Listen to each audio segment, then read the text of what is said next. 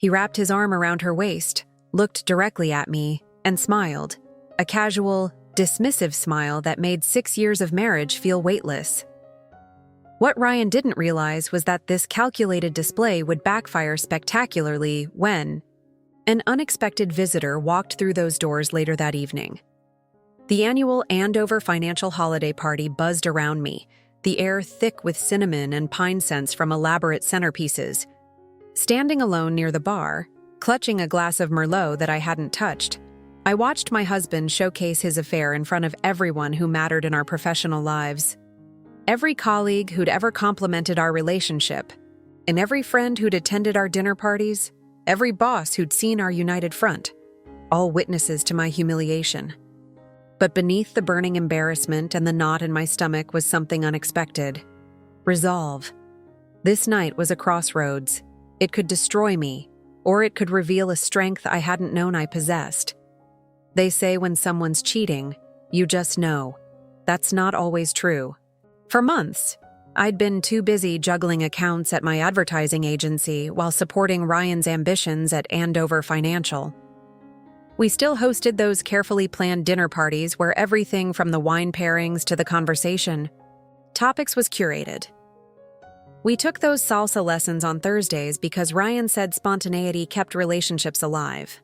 From all outward appearances, we were that enviable couple, successful, attractive, in sync. The invitation to Andover's holiday gala arrived mid-November. Heavy cream cardstock with gold embossing that caught the light. The Griffin Hotel downtown was always the venue, a restored 1920s landmark with soaring ceilings and floor-to-ceiling, windows overlooking Lake Ontario. This year carried extra significance. Ryan was on the shortlist for a vice president position that would nearly double his salary. I spent 3 hours at Holt Renfrew selecting a forest green velvet dress that hugged my curves without seeming desperate for attention. I even found Ryan a matching pocket square. Not because I wanted us to look like we tried too hard, but because these small details had always mattered in our relationship. The week before the party, subtle discrepancies accumulated. Ryan came home after midnight smelling faintly of a perfume I didn't recognize, citrusy with vanilla undertones, nothing like my signature rose scent. When I casually asked about his evening, he muttered something about a team dinner and headed straight for the shower. The next morning, the lipstick I'd definitely placed in my purse was missing. My calls to his office went to voicemail, 3 times that week. Each small inconsistency could be explained away. Together, they formed a pattern I wasn't ready to acknowledge. December 15th arrived with freezing rain that pelted the windows of our Audi as the driver navigated slick, downtown streets. By the time we reached the awning of the Griffin, my carefully styled hair had wilted into soft waves. Ryan barely noticed, already absorbed in his phone as the valet opened my door. The hotel lobby transformed for the season. Thousands of fairy lights draped from the ornate ceiling, casting a golden glow over marble floors. Staff in black ties circulated with trays of champagne and delicate hors d'oeuvres. Familiar faces dotted the crowd. Nora from HR with her new platinum bob, Mike from finance who'd been Ryan's best man, the HR director's wife who noticed my dress immediately and complimented the color. I expected Ryan to stay close, at least initially, for appearances if nothing else. He'd always been attentive at company functions, his hand at the small of my back, introducing me with that proud smile. Tonight, he scanned the room with unusual intensity. "I need to introduce you to someone," he said, guiding me through clusters of colleagues, but upon spotting a group near the main ballroom, he changed course. "I'll be right back. Grab a drink at the bar." Left alone, I ordered a Merlot, suddenly aware of how tight my dress felt across my ribcage. The bartender placed the glass before me with a sympathetic smile that made me wonder if my discomfort showed. 23 minutes passed. I checked my watch twice. When I finally spotted Ryan across the room, he stood with Caitlin, a marketing analyst who'd joined Andover 3 months ago. She was striking, tall and angular with sleek dark hair that fell perfectly straight down her back. Her gold-sequined dress left little to the imagination, backless with a slit that revealed toned legs. As I watched, Ryan leaned close to whisper something that made her laugh, her hand resting casually on his chest. Our mutual friends noticed my isolation. Some glanced away quickly, embarrassed. Others watched with undisguised curiosity. The weight of their observation felt like physical pressure against my skin. Then Ryan did something unforgivable. He wrapped his arm around Caitlin's waist, drawing her closer. She nestled against him naturally, comfortably, and then he looked up, caught my eye across the crowded room, and smiled knowingly, a smile that conveyed neither shame nor apology, but something worse, indifference. Heat rushed to my face, 6 years of marriage, and this was how it unraveled, publicly, deliberately. I forced my expression to remain neutral while my thoughts raced. Why here? Why now? Was I truly invisible to him? I took 3 deep breaths, focusing on the cool glass in my hand. This wasn't just about hurt feelings or wounded pride. This was about dignity and self-respect. I'd built my career in advertising by reading situations clearly and responding, strategically rather than emotionally. Why should my personal life be different? The truth was, Ryan's behavior tonight merely confirmed suspicions I'd been gathering evidence for gradually. There were those late-night calls he took in the garage, the business trips where he was mysteriously unreachable for hours, the credit card statement with charges from a boutique hotel downtown on a weekend he'd claimed to be at a conference in Montreal. 2 days earlier, I'd met Mark, a cybersecurity expert and mutual friend who'd remained close after Ryan distanced himself. Mark owed me for helping him navigate a messy divorce without media attention. In a Starbucks parking lot, he'd passed me a USB drive. "Everything's here," he'd said quietly. "Texts, emails, location data. It's not pretty, Miranda. But you deserve the truth." I'd almost thrown it away, afraid of what I'd find. Instead, I'd viewed enough to know tonight's display wasn't impulsive. It was calculated. Standing alone amidst holiday cheer and conversation, something hardened inside me. If Ryan wanted an audience, I'd give him one he wouldn't forget. I approached Tom, the audio-visual technician who managed presentations for company events. We'd worked together on a vodka campaign launch last year, and he'd been impressed with my concepts. "Tom," I said quietly, "I need a favor. 5 minutes with the projector system later tonight. It's important." He hesitated, adjusting his glasses. "What kind of content are we talking about?" "The CEO's pretty strict about approved presentations."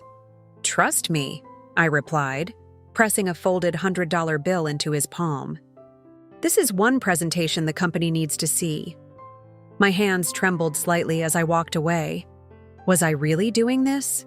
The old Miranda would have suffered silently, driven home alone, cried into her pillow. This new version felt dangerous, unpredictable, and strangely powerful. Near the ladies' room, a familiar voice called my name. Leah, my closest friend since college, now head of interior design at Andover, pulled me aside, her eyes narrowing with concern. "Okay. Oh, what's happening? You look like you're plotting a murder, and Ryan's practically mounting that intern by the champagne fountain." I pulled her into a quiet corner, keeping my voice low as I explained the situation, omitting only the USB drive and what I planned to do with it. Leah's expression shifted from shock to fury. "That absolute bastard," she hissed. "Want me to create a scene? I could accidentally spill red wine all over Miss Golden Wonder's backless dress? Or we could leave right now. My car's valet parked." "Not yet," I said, feeling oddly calm now that the decision was made. "Stay close. There's going to be a presentation after dinner. I want you nearby." Leah studied my face, then nodded slowly. "Whatever you need, just say the word." Dinner concluded with an elaborate croquembouche dessert tower and coffee.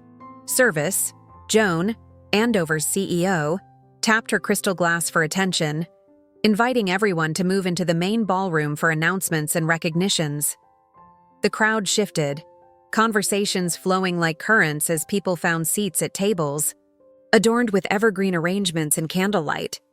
Ryan entered with Caitlin and a group of senior executives, laughing at something the CFO said. I intercepted him near the dessert table as he reached for a chocolate-dipped strawberry. "Ryan," I said evenly, my voice steady despite my racing heart. "We need to talk." He barely glanced at me. "Can it wait? This isn't the time, honey." The casual endearment felt like a slap. "For 6 years, I've rearranged my schedule for you. 5 minutes seems reasonable." His expression hardened. "You're making a scene." I smiled thinly. "Not yet, but the night is young." Something flickered across his face. Uncertainty. Perhaps. But Caitlin appeared at his elbow, sliding her hand along his forearm possessively. Everyone's waiting," she murmured, glancing at me with transparent disdain. "Don't keep the room waiting, babe." I watched them walk away, mentally counting down the minutes. At precisely 9:17 p.m., Tom caught my eye from the tech booth and gave me a subtle thumbs up. The CEO had just finished announcing quarterly achievements and was transitioning to individual recognitions. I moved purposefully toward the podium, my heart hammering against my ribs. The room quieted as I reached the microphone, curiosity rippling through the gathered employees. "Excuse me, everyone," I began, voice clear despite my nerves. "I know we're here to celebrate success and teamwork, values that Andover. Financial promotes in all its communications." Eyes turned to me, some curious, others uncomfortable. Ryan's posture stiffened. In my experience, those values aren't just corporate speak. They're foundational to any relationship that matters, professional or personal, trust, honesty, integrity. I removed the USB drive from my clutch. Sometimes we discover these values have been compromised. When that happens, transparency becomes essential. Ryan stood abruptly, his chair scraping loudly. "Miranda." I ignored him, handing the drive to Tom. "I believe in accountability, in letting evidence speak for itself." The lights dimmed. Behind me, the projector illuminated with a text message log. Thousands of exchanges between Ryan's number and Caitlin's, time-stamped during evenings he'd claimed to be working. Late. Voice recordings played through the speakers. Ryan making plans, Caitlin giggling, promises exchanged. Then came financial records. Transfers from our joint account to unknown recipients. Hotel charges. Jewelry purchases on dates when I'd been out of town. The room fell completely silent. I could hear the air conditioning system humming. Ryan's face drained of color. Caitlin stared at the floor. Nora from HR immediately began taking notes. Leah moved to stand beside me, her presence a silent statement of support. Several others, colleagues I'd worked with for years, shifted uncomfortably in their seats but didn't look away. I turned to Ryan, meeting his eyes directly. "You wanted everyone's attention tonight. Congratulations, you have it." Caitlin rushed from the room, hand covering her mouth. Ryan remained frozen for a moment before following her, already furiously typing on his phone. The ballroom erupted in hushed conversations. The CEO approached the podium, expression carefully neutral, and announced a 15-minute break before the awards presentation would continue. People moved around me in a blur of concerned faces and hesitant touches on my shoulder. I felt oddly detached, as though watching the scene from above. This public exposure was just the beginning. The person who would truly shift the balance of power hadn't even arrived yet. Right on cue, the ballroom doors opened. A tall man in a charcoal overcoat entered, shaking raindrops from his shoulders. Even from across the room, I recognized my brother's distinctive profile. Justice Daniels, yes, that's his legal name. Our parents had a flair for the dramatic. Hadn't attended a family function in nearly a decade. He'd distanced himself after a heated argument with Ryan during our engagement dinner. when he'd questioned Ryan's sincerity and motivations. Justice moved through the crowd with the confident stride of someone accustomed to commanding attention. At 42, he carried himself with the authority his years as a detective had instilled. A fresh scar curved along his jawline, evidence of the dangers his private investigation work sometimes involved. "Hello, sis," he said quietly when he reached me, brushing a kiss against my cheek. "Looks like I arrived just in time for the fireworks." Leah's eyes widened in surprise. "Justice, did you call him?" she whispered to me. I shook my head, equally confused. Justice hadn't responded to my text messages in months. The crowd parted as Ryan re-entered, red-faced and agitated. He stopped short when he saw Justice, a color draining from his face. "What is he doing here?" Ryan demanded. Justice's smile didn't reach his eyes. "Showing up for family. Something you clearly know nothing about." "Justice," Ryan began, voice unnaturally high. "This is a private company event. You need to leave." My brother crossed his arms, the gesture emphasizing his broad shoulders. "Actually, I was invited. Not by Miranda. She doesn't know I've been watching you for months." Murmurs spread through the gathering.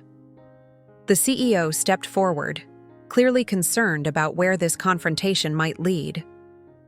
6 months ago, Justice continued, voice resonating with the authority he'd developed interrogating suspects. "I noticed unusual activity in accounts connected to my sister. Professional curiosity, you might say. What I found goes beyond simple infidelity." Ryan's eyes darted toward the exits. "This is ridiculous." "You have no right." 3 shell companies, Justice interrupted. Money siphoned from joint accounts, false identities established. And not just with Caitlin. He turned to the crowd. "Anyone here remember Yvonne from Accounts Payable? The one who suddenly transferred to the Chicago office last spring? Ryan shared an Airbnb with her in Niagara Falls last March.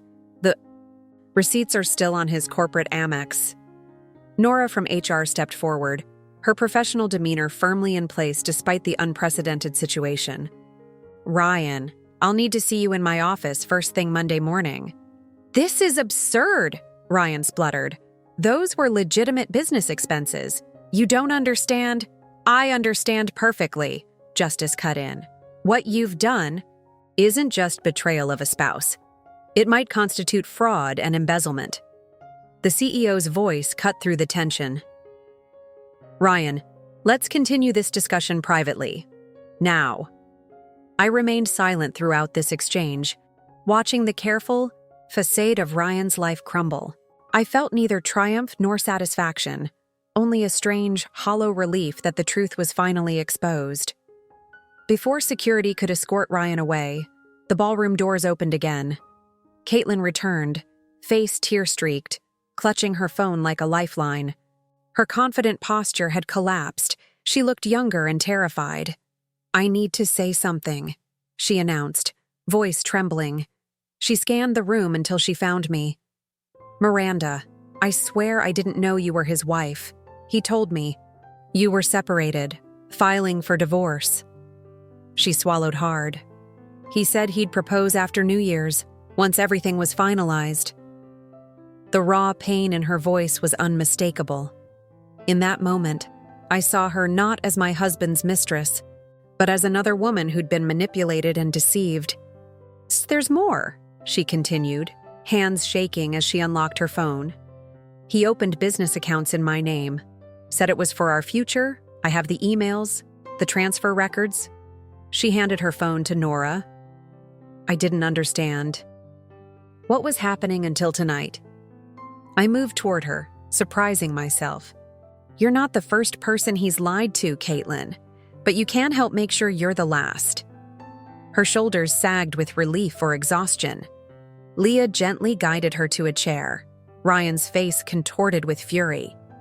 "You set me up," he hissed at me. "You planned this whole thing." I shook my head. "I just stopped covering for you. There's a difference." Justice produced a manila envelope from his coat pocket. "These are copies of everything I've found. Account numbers. Transfer dates, communication records. Miranda, you'll need these for your lawyer." He handed me the envelope, then glanced at Nora. "The board will receive identical documentation on Monday morning." Ryan lunged toward us, but 2 hotel security guards appeared instantly, restraining him with professional efficiency. The crowd watched in stunned silence as he was escorted. From the ballroom, still shouting accusations. In the aftermath, the room hummed with shocked conversations. Several colleagues approached tentatively, offering words of support or apologizing for not noticing earlier. The CEO announced that the remainder of the evening's program would be postponed. I stood in the center of this storm, feeling strangely calm. 6 years of marriage had ended in 15 minutes of public exposure. Not how I'd imagined it, but perhaps how it needed to happen. The formal portion of the evening dissolved into small, intense conversations throughout the hotel. I retrieved my coat from the check room, suddenly exhausted but clearer-headed than I'd felt in months. Justice found me near the exit. "You okay?" he asked gruffly, uncomfortable with emotional displays as always. "Getting there," I answered honestly. "How did you know to come tonight?" He smiled slightly. "Mark called me, said you might need backup." Leah joined us, slipping her arm through mine. "That was the most badass thing I've ever seen," she whispered. "Are you staying at your place tonight? Because my guest room is available if you need space." I considered the empty house waiting for me. Our house, with its careful decorations and framed photos documenting a relationship that had been unraveling beneath the surface. "But I might take you up on that," I replied. Outside, snowflakes had replaced the freezing rain, transforming the harsh city landscape into something softer. Car lights blurred into colorful streaks against the darkness. For the first time in weeks, I took a full breath without feeling weight on my chest. By 7 a.m., my phone buzzed constantly with notifications. Someone had recorded portions of the confrontation. Screenshots circulated within industry circles. Andover Financial issued a terse statement announcing Ryan's administrative leave pending internal investigation. Nora texted at 6:42, "Will need your statement on Monday. Also, if you're looking for a change, our Seattle office has an opening in creative director. You'd be perfect." A legal aid attorney specializing in financial recovery left a voicemail offering a consultation. Caitlin's mother, whom I'd never met, sent a LinkedIn message thanking me for helping my daughter see the truth before it was too late. Sitting at Leah's kitchen island with coffee and untouched toast, I scrolled through divorce procedure guidelines and financial protection measures. The tasks ahead seemed daunting but necessary. Leah padded in wearing fuzzy slippers. Mimosa breakfast? Or is it too early for aggressive day drinking? I smiled despite myself. Rain check? I have some calls to make. My phone lit. Up with a text from Justice. A photo I hadn't seen in years. 13-year-old me holding a spelling bee trophy. Gap-toothed and triumphant. His message read, "Always knew you had steel in your spine. Don't forget it now." In the weeks that followed, people framed my story as a revenge tale. Woman exposes cheater. Wins day. The video clips circulating showed the dramatic moments, the shocking evidence, Ryan's meltdown, Justice's timely arrival. What they didn't capture was the quiet aftermath, sorting through belongings, untangling 6 years of shared life, rebuilding from foundation level. The real victory wasn't the public humiliation or even the financial protection I secured through Justice's evidence. It was the moment I chose myself, my dignity, my future, over the comfortable illusion of a perfect marriage. The world witnessed the drama, the cheating, the embezzlement, the confrontation. But the real story continued after the cameras stopped. A woman finding her voice again, reconnecting with the strength she'd always possessed but temporarily forgotten. If you're listening to this and feeling trapped in your own situation, if you believe you'll never escape or recover, remember that rock bottom can become a foundation. Even when your voice shakes, use it. Even when the path forward seems impossible, take the first step. I didn't get the fairy tale ending I once imagined. Instead, I got something more valuable, the truth, and the chance to build something authentic from its ashes. In the end, when the doors closed behind me that night, I wasn't thinking about Ryan at all. For the first time in years, I was thinking clearly about myself, my needs, my boundaries, and the future I would create on my own terms. That wasn't the end of my story. It was just the beginning. What did you think of the story? Leave a comment telling us about your experience and rate this story from 0 to 10.